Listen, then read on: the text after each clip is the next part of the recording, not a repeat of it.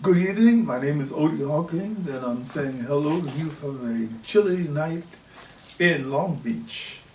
But that will not stop us from doing our appointed rounds, which is to read a column, an old column, from the African Times newspaper, as for some of you who've been following this reminiscence, this trail of reminiscences, and old columns, we're trying to determine what it was I wrote then that is pertinent to what's happening now. So that's what this one is about. I call it the UN, Clinton, and Tarzan. Shows you how far back it goes. Perhaps the adjective that would best describe the present United Nations Secretary General Kofi Annan are suave, cool, smooth, centered, passionately committed, diplomatic. If Kissinger, as a diplomat, growled, Annan purrs. If Kissinger, as America's Secretary of State, was a lion, Annan is a panther, sleek and impeccable. Somehow the Machiavellian label that many of us automatically attach to diplomats, who are often little more than political hatchet men in tack hammer and coats and pinstripe suits, doesn't seem to fit this man.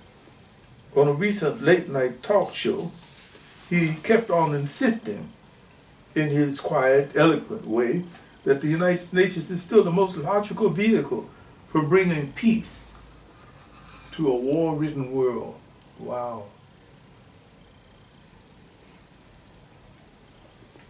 And this is of 1996. Aside, was Kofi Annan the one who pulled President Clinton's coat to pay Africa a visit, with Ghana, his home, first on the list? Or maybe that was purely coincidental. Aside from Hillary Clinton, who plagiarized the West African proverb, "It takes a village to raise a child," for her book, there are no other African-oriented types surrounding Clinton. End of aside. Well, he had a good friend. Vernon Jordan was one of them, comes to mind. Pragmatic proof of his beliefs was offered by his trip to Iraq to coerce the belligerent Saddam Hussein into accepting UN weapons inspections rather than subject the Iraqi people to the grandmother of all spankings. Many sang praises to his name for what he had accomplished until he scolded the U.S. for not paying its UN bill. This scolding angered the right and the latter-day isolationists, who are often the same people. But their ire didn't faze the Secretary General. He stayed on the case. I'm talking about Kofi Annan, the former UN Attorney General. Shortly thereafter, he was magically transported to an adoring Hollywood for more praise and a standing ovation at a celebrity-ridden soiree, the same Hollywood that recently released its latest load of fascist, racist gunk, Tarzan and the Lost City. The Secretary General took a bold step and traveled to Rwanda, obviously with atonement in mind, and received a hostile reception, payback for the UN's reluctance, failure to prevent the genocide that occurred there in the recent past. Was Kofi Annan responsible for Clinton's admission of guilt on the same turf during his visit? You remember, Clinton was the one who said, "I should have done something." Whatever that was, he didn't do it. The Rwandans were so taken with the Secretary General that they issued a statement. "We want to make it clear that we are not placing blame on the man, but on the institution." It seems quite obvious that what he's doing and the way he's doing it will have a positive impact on world affairs for generations to come. Now then, whether he was the catalyst for Clinton's trip to the motherland or not is irrelevant. The fact that the President of the U.S. made the trip is what is important. And as a result of his 12-day jaunt to the continent that some persistent types continue to call a country, we can be certain that scads of American business people have scurried off to Senegal, Ghana, Botswana, South Africa, Uganda, and perhaps Rwanda. We have no idea who they are, what kind of business they'd like to do, or when they left. But we can be certain that they are there because there's money to be made. Meanwhile, back in the White House press corps, Africa has been reduced to the small print again, rivaling a Castile soap ad. Beneath the so-called sex scandals that seem to find a way to the headlines by sexual osmosis. Mm-hmm. The UN Secretary Kofi Annan, President William Clinton, and our old pal Tarzan, two statesmen and a hate crime. What bizarre times we live in. The Secretary General is trying to pull the world's people into one peaceful groove. President Clinton has to be given an E for effort, at least, for making racial dialogues a televised event. And in the middle of all of this, the usual suspects, I say the usual suspects, dump another racist flick on our heads. Mm-hmm.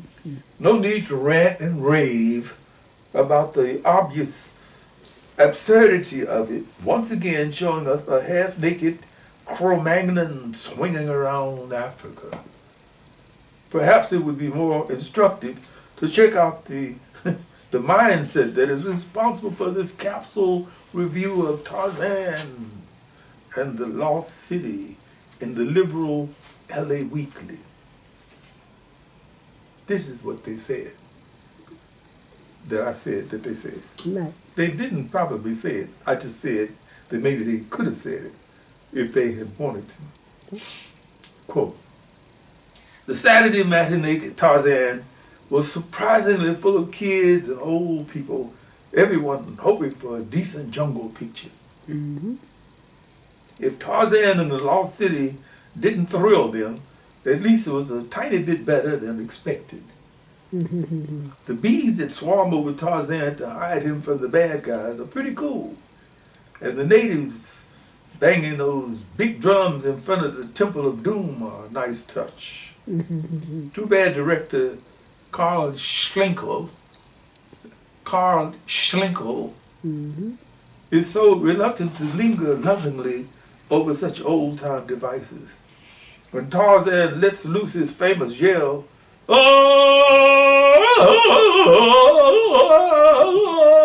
Or something like that. Something like that. I lost my baritone.